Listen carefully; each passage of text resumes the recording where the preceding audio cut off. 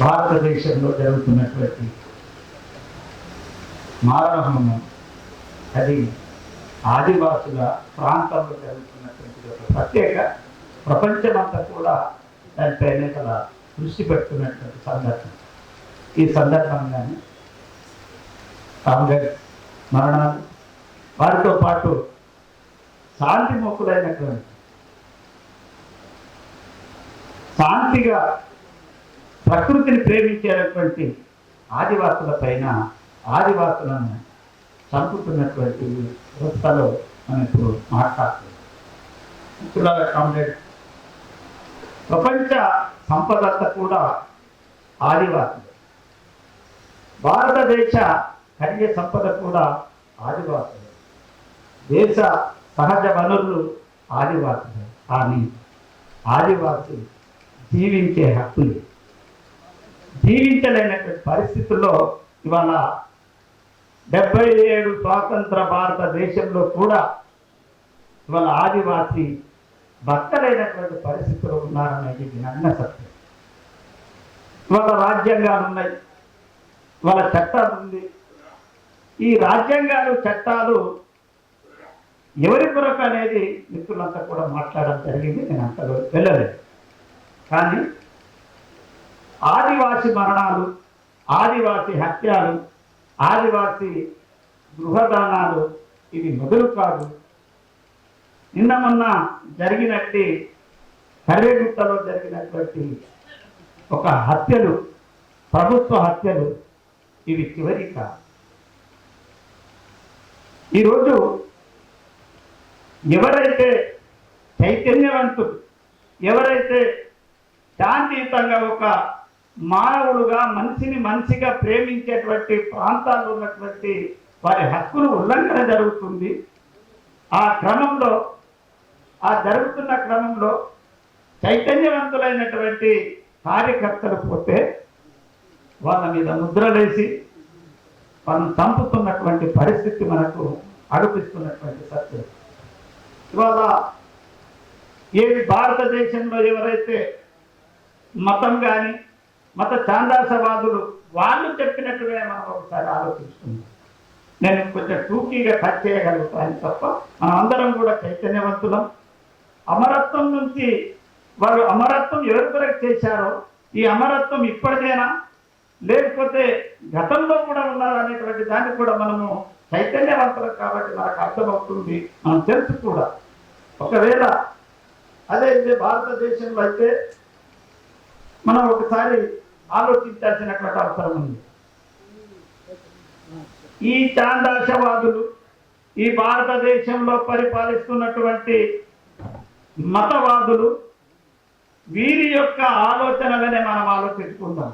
వీరు ఎప్పుడైనా వీరి పద్ధతిలోనే వాళ్ళ యుగాల పేరు మీద త్రేతాయుగాలని నవీన యుగాలని ఈ యుగాలలో మనం ఒకసారి వాళ్ళ చెప్పిన పద్ధతిలో పోయినట్టయితే వాళ్ళు త్రేతాయుగం ద్వాపర యుగంలో ఉన్నటువంటి రామాయణ భారతాలను ఒక్కసారి మనం ఆలోచించినట్టయితే వాళ్ళు ఎవరిని చంపారు, ఎందుకు అక్కడికి వెళ్ళారు ఆదివాసి ప్రాంతాల్లో, వాళ్ళు చరిత్రలను రాశారు, ఎవరి చరిత్రను రాశారు. ఇవాళ మనం జరిగినటువంటి కర్రెగుట్ట ఒరిస్సా లేదా ఛత్తీస్గఢ్ బార్డర్లో జరుగుతున్నటువంటి సంఘటన అది ఇప్పటిది కాదనేది దాని వారసత్వం ఇవాళ మనకు కంటిన్యూ జరుగుతున్నటువంటి సందర్భం. ఆ రోజు ఎవరైతే బయట నుంచి వచ్చినటువంటి పాశ్చాత్య దేశస్థులైనటువంటి రామాయణ భారతంలో ఆదివాసి ప్రాంతాలలో వాళ్ళ దగ్గరికి వెళ్ళి వీళ్ళకి అసలు తినేది కూడా తెలియనటువంటి ఒక దుర్మార్గులు వాళ్ళు అక్కడ పోయి పర్ణశాలల పేరు మీద లేదా మాకు ఆదివాసి ప్రాంతాల్లో మాకు మార్గం చూపెట్టండి, మేము ఆడుదలకు వచ్చినటువంటి అనేటువంటి ఒక పేరు మీద ఒక దానికి అంతం లేనటువంటి కథల రూపంలో రాసి అక్కడ ఉన్నటువంటి ఆదివాసుల మధ్య ఉన్నటువంటి తగాదలతోటి ఆదివాసులకు ఘర్షణ పెట్టి చంపి ఇవాళ ఇతిహాసాలుగా వాళ్ళు చప్పట్లు కొడుతూ సంబరాలు చేసుకున్నటువంటి పరిస్థితి ఈ రోజు కూడా సాగుతుంది.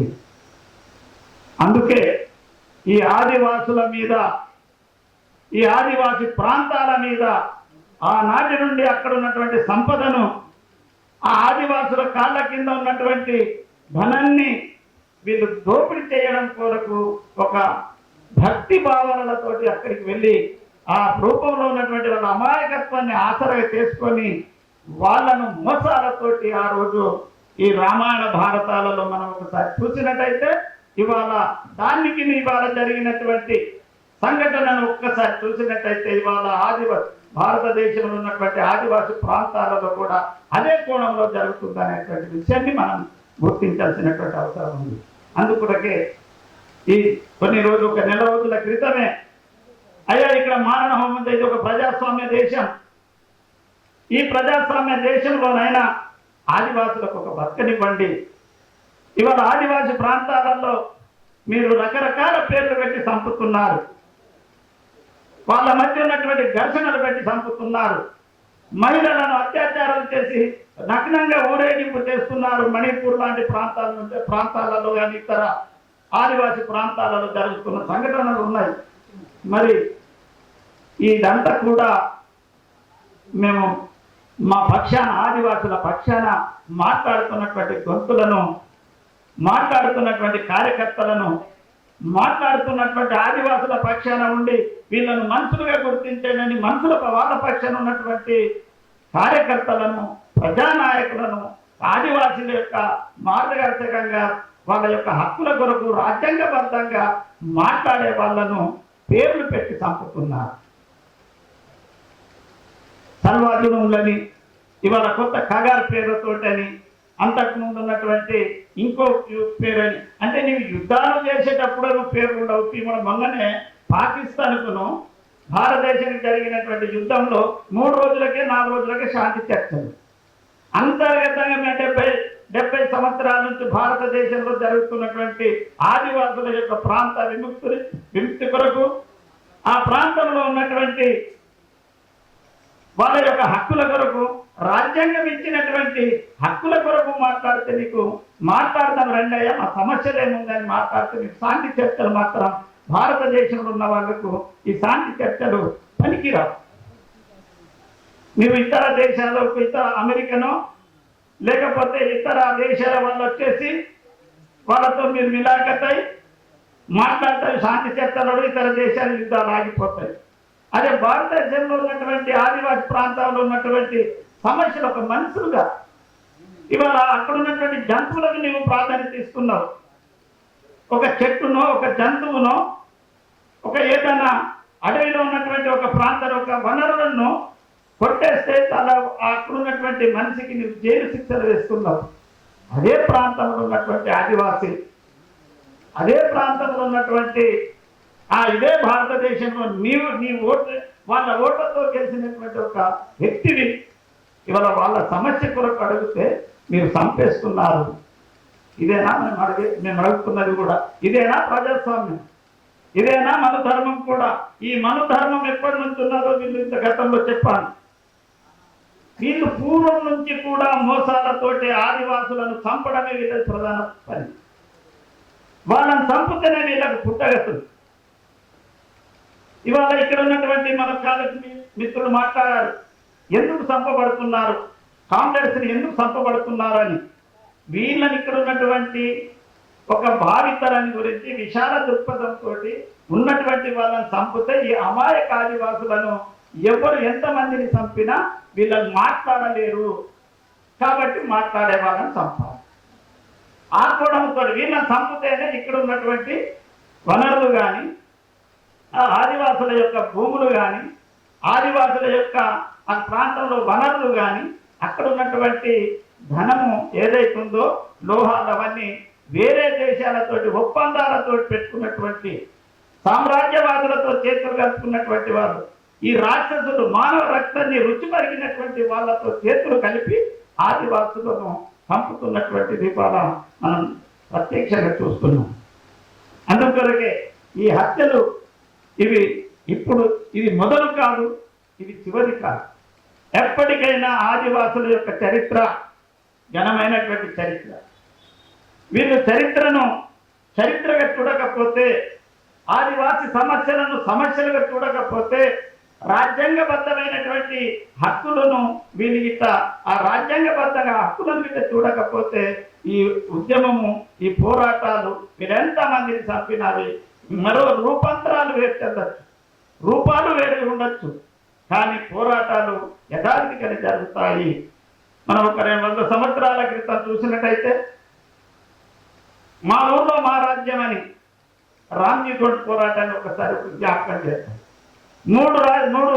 ముగ్గురు పరిపాలకులు 3 రాజ్యాలైనటువంటి ఒక పక్కన బ్రిటిష్, ఒక పక్కన మరాఠవాడ, ఒక ప్రక్కన నైజాం ప్రభుత్వ సైన్యాలు ఉన్న రామ్జీ గోండ్ మా ఊర్లో మా రాజ్యం, మీరు మా ఊర్లో మాకున్నటువంటి రాజ్యాంగంలో మాకున్న సంస్కృతులు సాంప్రదాయాలు, మా ఊర్లో మా ప్రాంతంలో ఉన్నటువంటి వనరులు, మాకున్నటువంటి కట్టుబాట్లు మాకే దక్కాలి, మీరు ఎవరు అని ప్రశ్నించి గర్జించినటువంటి నాయకుల ఉద్యమ స్ఫూర్తి, ఆ వారసత్వాన్ని పుచ్చుకున్నటువంటి అదే కాలంలో అదే సమయంలో ఒక ఉత్తర భారతదేశంలో ఉన్నటువంటి బిర్సా ముండా పోరాటం కూడా అదే. బ్రిటిష్ వాళ్ళు చేస్తున్నటువంటి అగాడాలు, వాళ్ళు చేస్తున్నటువంటి దోపిడీలు, అక్కడ చేస్తున్నటువంటి ఆదివాసి ప్రాంతాల వనరుల దోపిడీ, మా వనరులు మాకు ఉండాలి అనేటువంటి క్రమంలో అక్కడ కూడా హత్యలే జరుగుతున్నాయి, హత్యలే చేశారు. ఆ తర్వాత జరిగినటువంటి కుమ్రం భీం పోరాటం, ఏ పోరాటమైన ఆదివాసి పోరాటాల్లో 40 సంవత్సరాల 60 సంవత్సరాల మధ్యన గ్యాప్ ఉంటుంది. ఈ 60 సంవత్సరాలు ఏదో రూపంలో మరొక రూపం వస్తూ ఉంటాయి. రామ్జీ గోండ్ తర్వాత బిర్సా ముండా భూమి మా ప్రాంతము మా వనరులు మాకు దక్కాలనేటువంటి నినాదము, రామ్జీ గోండ్ అంతకంటే ముందు మా ఊర్లో మా రాజ్యము ఉండాలనేటువంటి ఒక నినాదము, ఆ తర్వాత వాళ్ళ వారసత్వంగా పుచ్చుకున్నటువంటి కుమ్రం భీం పోరాటం, జల్ జంగల్ జమీన్, అడవి మాది, నీరు మాది, ఈ వనరులు మాది, నీకు ఇక్కడ ఎందుకు నీ పెత్తనాలు, ఇక్కడ నీకు మేము ఎందుకు పన్నులు కట్టాలి, మా ఆదివాసుల పైన మా మహిళల పైన మా యువకుల పైన మీరు హత్యలు అత్యాచారాలు ఎందుకు చేస్తున్నారు అని ఆ రోజు అక్కడ కూడా శాంతి చర్చల ప్రకారంగానే జరిగితే, శాంతి చర్చలకు వ్యతిరేకంగా ఇక్కడ ఉన్నటువంటి నైజాం శాంతి చర్చ రాకపోవడంతో ఉద్యమం మొదలైంది. ఆ రోజు ప్రపంచంలో ఉన్నటువంటి మానవ వనరుల శాఖ వాళ్ళను, హైమండ్రాత్ లాంటి వాళ్ళని పిలిపించి అసలు ఏంటి, ఎందుకు ఆదివాసి ఉద్యమాలు మా ప్రభుత్వాల మీద తిరుగుబాటు జరుగుతున్నటువంటి రీసెర్చ్ చేసిన తర్వాత ఆ కోణంలో వాళ్ళు ఇచ్చిన రిపోర్ట్ ప్రకారంగా ఆ రోజు ఆదివాసులతోటి వాళ్ళకు కావాల్సినటువంటి హక్కులు కాపాడాలి, ఆ వలసవాదాన్ని రక్షించాలనేటువంటి ఆలోచన ఆ రోజు ఆనాటి ప్రభుత్వాలకు ఆ ప్రభుత్వాలు ఆలోచించింది. ఆ తర్వాత ఆ వెంటనే 1940 తర్వాత ఇంద్రవెల్లి పోరాటం, భూమి భుక్తి విముక్తి, మా భూమి భుక్తి విముక్తి, అసలు మాకు మా భూమిలో మేము కొట్టినటువంటి మా పంటలు పండించినటువంటి భూమి మాకుంది, మేము ఇక్కడ ఉన్నటువంటి సహకారం నుంచి దోపిడీ నుంచి మేము విముక్తి పొందాలి, మరి మా ప్రాంతంలో మేమే మా దోపిడీ నుంచి ఇక్కడ దోపిడీ చేసేవాళ్ళు రాకూడదు అనేటువంటి పోరాటంతో ఆ రోజు ఇంద్రవెల్లి పోరాటం జరిగింది. ఆ పోరాట వారసత్వమే ఇవాళ మొత్తం భారతదేశం ఇవాళ కర్రెగుట్ట వరకు కూడా మా ప్రాంతంలో రాకూడదు అంటే ఈ మనువాదులు, ఈ మతోన్మాదులు ఇవాళ భారతదేశాన్ని పరిపాలిస్తున్నటువంటి అఖండ భారతదేశం అనేటువంటి ఒక నినాదంతో మొట్టమొదటగా ఆదివాసి ప్రాంతాల్లో ఉన్నటువంటి వనరులను మనం తీసుకోవాలి, ఆదివాసులను మనం చేతిలో తీసుకోవాలని రకరకాల వాళ్ళ ఆలోచనలను ఆదివాసి ప్రాంతాల్లో ప్రవేశపెడుతున్నారు. ఆధ్యాత్మిక పేరుతోటి మా ఊర్లో మా గుళ్ళని, మా బడిలో మా ఊరు బడి అని, గుడులని, పూజలని, వాళ్ళ శాఖలని, ఇట్లా ఆదివాసులను కొంతమందిని తమ చేతిలో తీసుకుని ఆ ప్రాంతాన్ని అంతా కూడా ఇవాళ తీసుకోవాలనుకున్నటువంటి ఆలోచనలో ఇవాళ కేంద్ర ప్రభుత్వం ఉంది, వాళ్ళకు వస్తాను పలుకుతున్నటువంటి రాష్ట్ర ప్రభుత్వాలు, వీళ్ళు కూడా ఈ రాష్ట్ర ప్రభుత్వాలు కూడా ఏదైతే ఆదివాసి ప్రాంతాలను వశపరుచుకోవాలి, వీళ్ళంతా కూడా ఇంతకుముందు మిత్రులు మాట్లాడారు, సామ్రాజ్యవాదులకు ఇక్కడ ఉన్నటువంటి ధనాన్ని పంచడం కొరకు, వాళ్ళని ఇక్కడ ఉన్నటువంటి వీళ్ళను ఆపేయడం కొరకు, వీళ్ళలో ఉన్నటువంటి ఆదివాసులను మొత్తం మీద మన చేతుల్లో మనం చెప్తేనే వెళ్ళిపోవాలంటే వీళ్ళు చైతన్యవంతమైనటువంటి కార్యకర్తలు ఉన్నారు. అదే ఒక మావోయిస్టుల పేరుతోటి, అదే ఒక నక్సలైట్ల పేరుతోటి ఎవరైతే కార్యకర్తలు ఒక చైతన్యం కలిగినటువంటి కార్యకర్తలు మొట్టమొదటగా చంపడం, ఆ చంపుతున్న క్రమంలోనే అక్కడ చైతన్యం కలిగినటువంటి ఆదివాసీ సంఘాల నాయకులను, ఆదివాసీ నాయకులు ఎవరైతే మాట్లాడుతున్నారో వాళ్ళను చంపడము, ఇవాళ మావోయిస్టుల కంటే ఆదివాసులను ఎక్కువ మంది చంపడం జరిగింది. ఇది ఇక్కడనే కాదు, పూర్వం నుంచి కూడా ఆదివాసులే చావడం, ఆదివాసి ప్రాంతాలే పరాయీకరణ అవ్వడం, వాళ్ళ సంస్కృతులు కూడా వెళ్ళిపోవడం, వాళ్ళ ఆచారాలు వెళ్ళిపోవడం, ఇవన్నీ జరుగుతున్న సందర్భంలో ఇవాళ మనం మాట్లాడుతున్నాం. ఇదే క్రమంలో వాళ్ళు ఇంకొక దృష్టి పెట్టారు, పెద్దవాళ్ళు చెప్పారు, next urban naxalite. Urban naxalite అని వీళ్ళ మన వాళ్ళ అర్బన్ నక్సలైట్ అంటుంటారు, మనందరికీ తెలుసు. ఆ తర్వాత ఎవరికి చేస్తారు, ఉగ్రవాదులు, భారతదేశంలో మైనారిటీస్ అనే వాళ్ళు ఉండకూడదు, వాళ్ళంతా ఉగ్రవాదులు. ఆ తర్వాత ఎవరు, అంబేద్కర్ వాదులు, ఎవరైతే ప్రజాస్వామ్యాన్ని రాజ్యాంగాన్ని రక్షిస్తామని ప్రశ్నిస్తారో వాళ్ళని ఖతం చేస్తారు. ఆ తర్వాత ఎవరుంటారు, ఇక ఇక్కడ ఉన్నటువంటి క్రిస్టియన్స్ వాళ్ళ వెంబడి పడతారు. ఆ తర్వాత ఎక్కడుంటారు, బహుజనులైనటువంటి బీసీలు, ఎస్సీలు అయితే అయిపోతారు. బీసీల మధ్య ఘర్షణ పెట్టి వాళ్ళ వ్యతిరేకులందరికీ కూడా ముద్రలేసి చంపే పరిస్థితులు ఏర్పడతాయి. కాబట్టి మిత్రులారా, మనందరం కూడా అంత చైతన్యవంతులు ఎవరైతే ఇవాళ ఆదివాసుల కొరకు లేదా భారతదేశ భవిష్యత్ ప్రజల కొరకు, భవిష్యత్ మన వారసత్వం కొరకు ప్రాణాలు అర్పిస్తున్నారో వాళ్ళని మనం ఒకసారి వాళ్ళ వారసత్వాన్ని మనం ఉనికి పుచ్చుకోవాల్సినటువంటి అవసరం ఉంది. వారు ఎవరో బిడ్డలు, ఎవరో తల్లులకు ఎక్కడో పుట్టినటువంటి బిడ్డలు, అన్నలు వారు పోయి మూగజీవులైనటువంటి ఆదివాసుల దగ్గర వాళ్ళు చైతన్యం చేస్తే వాళ్ళను చంపుతున్నారంటే మనం ఖచ్చితంగా మనం వాళ్ళ పక్షాన ఉండాలి. వాళ్ళు ఇన్ని సంవత్సరాలు, 50 సంవత్సరాల సాయుధ పోరాటంలో ఇవాళ ఆదివాసి ప్రాంతాలు ఉన్న కాడికి దాదాపుగా ఒక 50%, 50% అంతా కూడా మొత్తం ఓపెన్ కాస్ట్ల పేరు మీద, ఇతర ప్రాజెక్టుల పేరు మీద అనేక పేర్లతోటి ఆదివాసులందరినీ కూడా నిర్వీర్యం చేయడం జరిగింది, మాట్లాడే వాళ్ళని చంపడం జరిగింది. ఆ ప్రాంతాల్లో పనిచేస్తున్నటువంటి కార్యకర్తలను నేటికి చంపుతున్నారు. కాబట్టి మిత్రులారా, ఇవాళ మనం చూస్తున్నాం, ఆదివాసి ప్రాంతాలలో ఒక ప్రక్కన గుట్ట ఉంటుంది, ఒక ప్రక్కన అడవి ఉంటుంది. ఆ ప్రక్కన ఎక్కడన్నా ఒక ఆదివాసి జీవిస్తూ ఉంటే ఇవాళ ఒక జంతువుల పేరు మీద, జోన్స్ల పేరు మీద పెట్టి ఇక్కడ అన్నలు ఉన్నారు కాబట్టి ఆ నక్సలైట్లకు సహకారం చేస్తున్నారు, అన్నం పెడుతున్నారు, ఇక్కడ చంపుతున్నారు. అక్కడ ఎక్కడైతే అన్నల యొక్క ప్రభావం తగ్గిందో, అటవీ ప్రాంతాలు తగ్గిన తర్వాత ఓడు భూములు, ఇది మరి ఫారెస్ట్ భూమి లేదు, ఇది ఫారెస్ట్ జోన్ భూమి, టైగర్ జోన్ భూమి, ఎలిఫెంట్ భూమి, ఈ రకంగా పేర్లతోటి ఈ భూమిలో మీరు ఉండకూడదు. ఇవాళ ఆదిలాబాద్ ప్రాంతాల్లో టైగర్ జోన్ కింద చాలా గ్రామాలను వేరే